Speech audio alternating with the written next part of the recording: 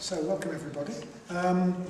Especially warm welcome if you've just finished one of the sort of 3-month introductory courses. And, if you're not particularly used to this, these Tuesday nights. So yeah, if that's you, welcome to Sangha Night, and I hope you find it fruitful. I hope it really feeds your practice and keeps your inspiration going. So if you are new to these Tuesday night classes, then you've joined just about at the beginning of a new series. From now until the autumn, our theme is Imagining Enlightenment. That's the theme we're going to be looking at in these Tuesday nights. Imagining Enlightenment. Satyajyoti kicked that off last week, but that's what we're going to be looking at from now until the autumn. So Imagining Enlightenment. And because the Buddha, the historical Buddha, is the most important example and symbol of enlightenment in the Buddhist tradition, we'll often be talking about how we can connect with the Buddha in our imagination, talking about imagining the Buddha. Well, what's really important is that we should have some sort of imaginative connection with what the Buddha represents, i.e. with enlightenment, bodhi, rather than and our own potential for enlightenment, and not just the historical Buddha. So, imagining enlightenment or imagining the Buddha. Why would we want to do that? Why would we want to spend months talking about imagining enlightenment? Why would we want to imagine the Buddha? What's the point of that in terms of our lives and our practice? So I'd like to just be really clear that we're not going to be encouraging you to connect imaginatively with the Buddha out of some sort of religiosity, right? Okay, it's not anything to do with being good, dutiful, pious Buddhists. That's not why we're doing it. Imagination is the way we human beings connect with new positive things that could happen and bring them into existence.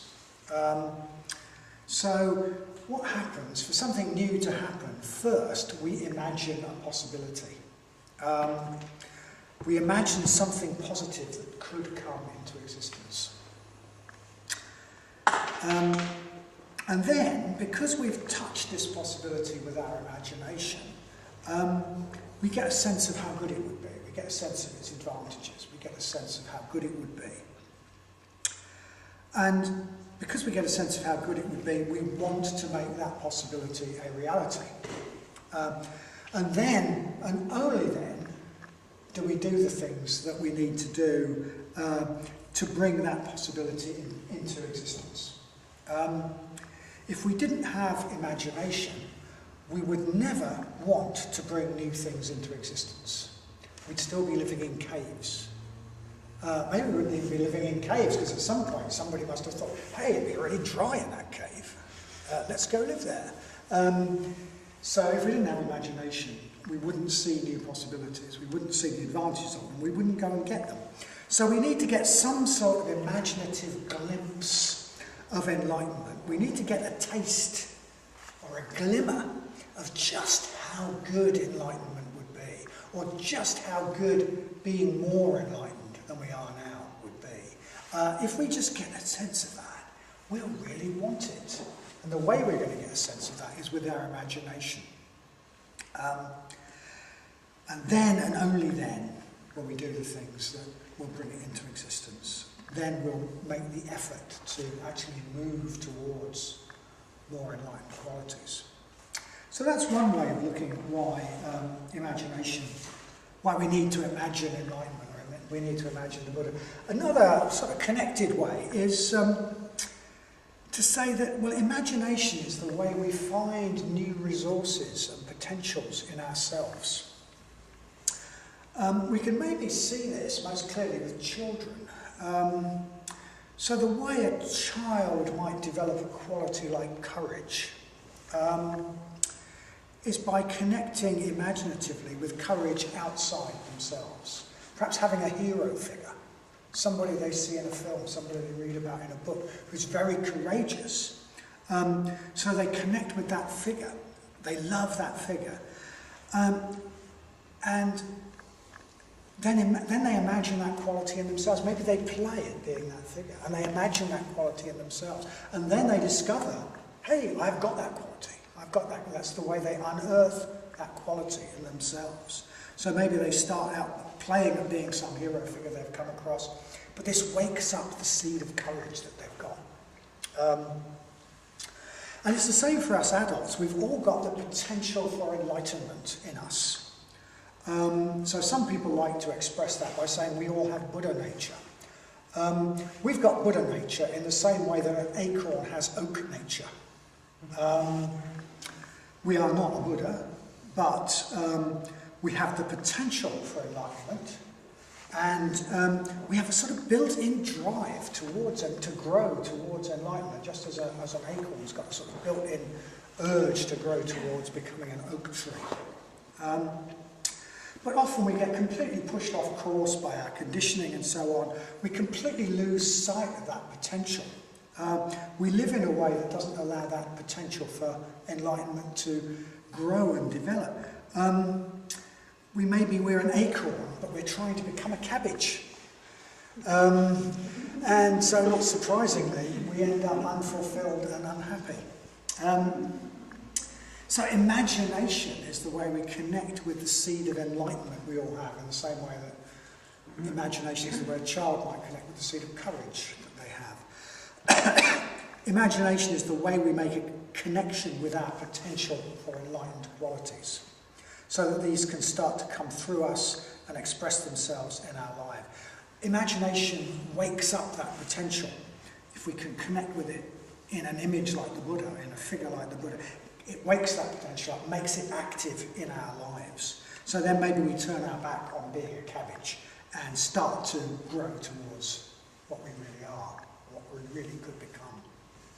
So it's really important for us to make some sort of imaginative connection with enlightenment and with enlightened qualities, so we can bring those more and more into our lives. It's important for us to imagine enlightenment, and that's why we're going to spend a couple of months exploring how we can do that. So we may do this, we may connect imaginatively with enlightenment by connecting with the historical Buddha. That's a good place to start, because the Buddha was a real person. We've got a lot of information about his life. We've got a lot of stories about him that give us a really good picture of what he was like. And there's also a wealth of myth and symbolism around the figure of the Buddha that can help us to connect with aspects of enlightenment at a sort of deeper level, a deeper non-rational level, beyond words and concepts. And we'll be going into that symbolism a lot over the next few weeks. So Satyajyoti last week talked about some of the mythic stories around the Buddha's enlightenment. And those mythic stories can really bring out aspects of what was going on internally with the Buddha. So the Buddha might be a really good place to start, but what's really important is that not that we get so necessarily an imaginative connection with the Buddha, so much as we get an imaginative connection with enlightenment. And we might do that in all sorts of ways, because there are other figures in the Buddhist tradition which represent enlightenment or particular aspects of enlightenment. And maybe we find those easier to connect with. Maybe natural imagery gives us a taste of what enlightenment might be like. I'm going to be using some natural imagery in my talk tonight. It's important to do what works for us. The imagination's got its own laws. There's not much point in telling it it's got to do it this way. Okay, you tell the imagination it's got to do it that way, and it shuts up shop and thinks, well, do it yourself then. I can't do it that way. So we mustn't be too sort of prescriptive, I think. So that's just a bit by way of introduction about why we are exploring this whole area of connecting with enlightenment. And as Satyajyoti said last week, enlightenment's got lots of facets we can sort of split out. She used the analogy of a beam of white light going through a prism and coming out in all the different colours of the rainbow. We can sort of split enlightenment up into different qualities. And that's what we're going to be doing over the next few weeks. We're going to be looking at some of the different qualities that we might associate with enlightenment. and the symbols surrounding these, different qualities and characteristics of the Buddha, and symbols surrounding these. And the characteristic of enlightenment that I recently discovered, I'm supposed to be talking about tonight, is wisdom. Wisdom. I think the title of this talk is something like Liberation Through Wisdom. So I'm talking about the quality of wisdom. And according to the sort of traditional account, or the way we often understand the traditional account, wisdom is where it all starts. The Buddha broke through to wisdom. He was sitting under the Bodhi tree at the culmination of a long period of practice, and he was sitting under the Bodhi tree meditating, and as he saw the morning star appear in the sky, he finally and irrevocably broke through the veils of delusion that normally stop us seeing reality as it is, and he experienced insight, transcendental insight. And this enlightenment is the source of all his positive qualities and characteristics. That's the way things are often described. And according to that story, wisdom is absolutely fundamental. Wisdom is the basis, and that's why we're looking at the wisdom of the Buddha in a way first, the first of the characteristics we want to explore and connect with. But having said that, I'd like to just issue a word of warning about that way of seeing enlightenment. I think that we in the West often misunderstand the traditional story of the Buddha because we have a one-sided understanding of what's meant by wisdom. We have a one-sided understanding of what's meant by wisdom.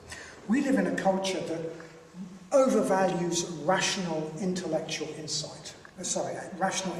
thought, and that undervalues other ways of thinking. So we tend to undervalue the faculty of intuition, the way we can just know in a way that's not mediated by concepts. We undervalue what we might call heart knowledge, that just sense of, I know that's right, I know that's true, I know that's good. We undervalue heart knowledge. We underestimate the role of positive emotions in helping us see clearly. It's axiomatic in Buddhism that we see most clearly when we're in a positive state, that when we're in negative states we don't see clearly. So we might be tempted to think that the Buddha's insight was the sort of intellectual insight that a philosopher might have, or we might have into the teachings of a philosopher, or that we might have into a mathematical theorem or a scientific law. We might think that what happened was that the Buddha saw things in this sort of rather intellectual way. He sussed something about reality. Hey, I've got the right idea, and now all my problems are solved. We might think that's what happened, quite suddenly, in just a few hours of meditation overnight. And if we think like that, then we might conclude that what we really need to do is loads and loads of insight meditation. Loads and loads of insight meditation. And we might conclude that all the other parts of the Dharma, like the metta-bhavana, friendship, Sangha, that these are not central to what we're trying to do. In fact, they're just distractions. We might conclude that. And some people do. So we need to be clear, I think, what real wisdom is and what it is not. When we talk about the wisdom of the Buddha, we don't mean the sort of clever sussing out that comes from the top 3 or 4 inches of the head. Being a bit technical, wisdom involves more than just our cognitive faculty, okay? A cognitive faculty is the way we see things. By wisdom, yes, we mean clear seeing. But we also mean heart knowing as much as we mean head knowing. We mean gut knowing as much as we mean head knowing. We mean whole body knowing. We mean whole body wisdom. Whole being wisdom. So I think that maybe in the West we should avoid, I've got this theory, we should avoid the word insight altogether.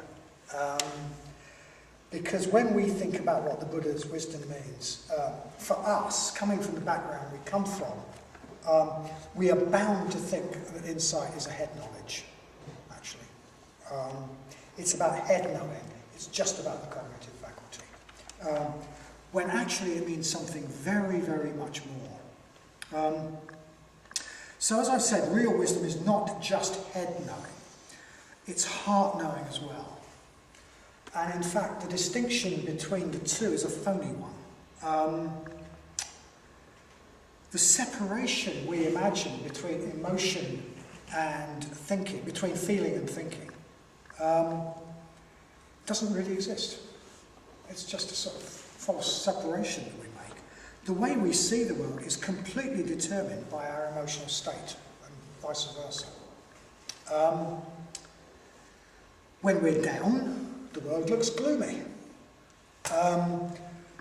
When we're grumpy, we see all the things that are wrong everywhere. We want to write letters off to the paper and sort things out. When we're emotionally up and bright and joyful, the world looks really beautiful, and people look beautiful, and people smile at us. And hey, our emotions and the way we see things, our cognitive faculty, are two sides of a coin. You can't just separate out one aspect of our being. We don't have states of mind and separate from those states of heart. We have states of being, actually, which involve the two. In fact, we don't even have states of mind and states of heart. We just have states because it involves our body as well, actually. Our body is different. We hold our body differently. We feel differently in our body. There's different things going on in our body according to the state we're in. So we just have states that involve our body, our feelings, and our thoughts, and the way we see things. And in Buddhism, this lack of separation between thinking and feeling is conveyed by the use of the word chitta. So the word that often gets translated as mind in Buddhism is chitta, but chitta actually means heart-mind, because in Buddhism it doesn't make that distinction, that phony distinction between how we feel and how we think. It's heart-mind. It's coming from the whole of us. And it's axiomatic that if we want to see clearly, if we want to have wisdom, we need to be in a positive state. Becoming in more positive states helps us to see more and more clearly. So the Buddha's wisdom is wisdom of the heart-mind. The Buddha's wisdom comes from this overall state of being. And if we want to get more like the Buddha's wisdom, we need to grow to be more like the Buddha. It's an organic process that involves more than just some sort of seeing. And maybe I can illustrate what I mean by that by the analogy of what happens to us when we grow up from children. So when we're children, we feel as children, and we see things as children see things. We see things in a childish way. If we lose a toy, or if something we look forward to is cancelled, a day out is cancelled, a day to the seaside is cancelled, we feel about that in a childish way. Maybe we cry, we stamp our feet around, we sulk. And we see it in a childish way because we see it as being really important. We see that little disappointment as really important. But then as we grow up, we develop beyond this childish way of feeling and this childish way of seeing things. And we have more perspective and we have more emotional stability, and the two go together. And we develop all sorts of adult qualities, like a sense of responsibility, a sense of our own dignity, ability to put ourselves in other people's shoes, ability to put the way we feel to one side. And all of these different qualities, they're all aspects of the one thing. They're all aspects of our adult state of being, which manifests in the way we see, the way we feel, and in the qualities we have. We've grown up. We've grown up. But our growing up shouldn't stop when we become physically an adult. We should keep on growing towards enlightenment, towards our potential. And just as when we grew up from children to adults, we saw things differently, we had a bigger perspective. As we grow towards enlightenment, we will see things differently. We will have a bigger perspective, a bigger, truer perspective. We'll get more wisdom. But we'll also have to recognise that with that wisdom, we'll feel differently about things, and we'll develop all sorts of enlightened qualities, and they can't be separated. just as growing up from an adult to an adult from a child did. Both of those involve us developing, or becoming a more developed and grown-up being. That's what we're trying to do. So yeah, there's a story from the Buddha's lifetime about shortly after his enlightenment, he thought, well, I can't explain the nature of the vision of the world that I've had. I can't explain that to people. So what's the point? It's beyond words. There's no way I can explain it. And then we're told he had this vision, and he had this vision of human beings as lotuses, like water lily things, growing up from the mud of a lake. Some of them stuck in the mud, some of them halfway up the water, some of them nearly out the water, some of them in the sunshine. So he saw human beings as these growing entities, and he realised that even though he couldn't maybe explain the nature of his vision of reality, he could help beings to grow until they could be in the sunshine and actually open up to reality themselves. So this is an image of human beings as growing up. And if we see enlightenment as the sunshine, if we see wisdom as the sunshine, then there's, when we're down in the mud, which maybe we are, or maybe we're just part of the way up through the water, maybe we just get very vague glimmers of that. Maybe we get those vague glimmers through our imagination. But what we need to do is keep growing so that we're actually fully exposed to the sunshine. And if we make the mistake of thinking, hey, I've had this glimmer, hey, I've seen the sun, I'm enlightened. Well, no, we're not. We've still got all that growing to do. It can be something that really stops us in our tracks to think that we've had some insight experience has totally changed us when what we've had is a bit of a glimmer of the sunshine. What we need to do is keep growing, so that we see it more and more. So to develop the sort of wisdom the Buddha had, it's not enough to just work on our cognitive faculty. It's not enough to just work on how we see things. We've got to grow overall to a higher level of being. And this means we have to work on quite a broad front. We have to work on our emotions. We have to work on metta, and all the corollaries of metta, on friendship. We need to continue to develop qualities like courage, strength, resilience, empathy. And we'll be talking about all these in future weeks. So that's by way of warning. When I say wisdom, when we say wisdom, let's not fall into the Western trap of just thinking it's this sussing out of the nature of things. It's just cognitive. It's about our whole being. It's about growth of the whole being. But, having said that, I am supposed to be giving a talk about wisdom. So I am now going to sort of change mode and actually talk about the cognitive side of enlightenment, okay? The seeing side of enlightenment. And that is much more difficult than it sounds, because the Buddha said, he made it very clear that the nature of reality could not be fully communicated in words. So if I was going to be truly true to that, I would just sort of stand here and do the noble silence. Maybe I might rock this back. Dukkha is one of the characteristics of the world.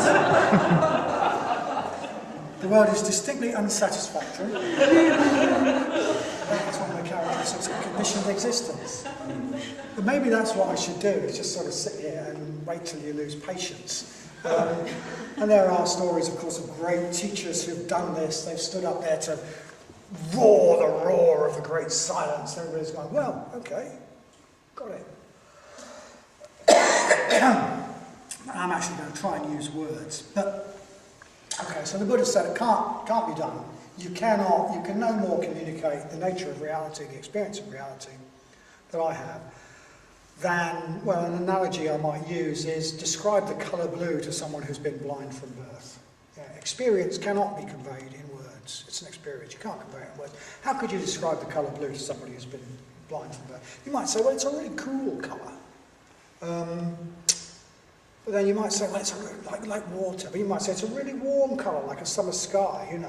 And people say, well, he's completely contradicting himself. How can it be warm and cool? It's because you can't. You can't. You're just trying to give people some sort of a glimpse through the use of words. So, if we want to get some sort of imaginative connection with the wisdom of enlightenment, maybe we do better to rely more on sort of poetic expressions and images and myth than to try and do it through logic. So I'm going to have a little go at that. So one of the things that's most often pointed out about the wisdom of the Buddha, the wisdom of enlightenment, is that it's liberation. It's liberation. It frees us from the bonds that normally bind us. It's this blissful, spacious liberation. So enlightenment is described as complete liberation and boundless, infinite mind. Freedom from all the categories that normally trap us. And maybe words like that can give our imagination something to work on. The Buddha, the enlightened mind, is freed from all categories and all restrictions. He is boundless. The enlightened mind is boundless, infinite, stretches as far as you can imagine, in all direction. So, you know, we've got analogies from that, from our experience. So the enlightened mind is often likened to a completely clear blue sky, stretching in all directions. Just that sense of distance. Or to infinite space, just infinite space. So maybe we can remember what it's like to look up into the infinity of a clear blue sky. Or to look up into the infinity of space at night time with all those stars receding into the unimaginable distances.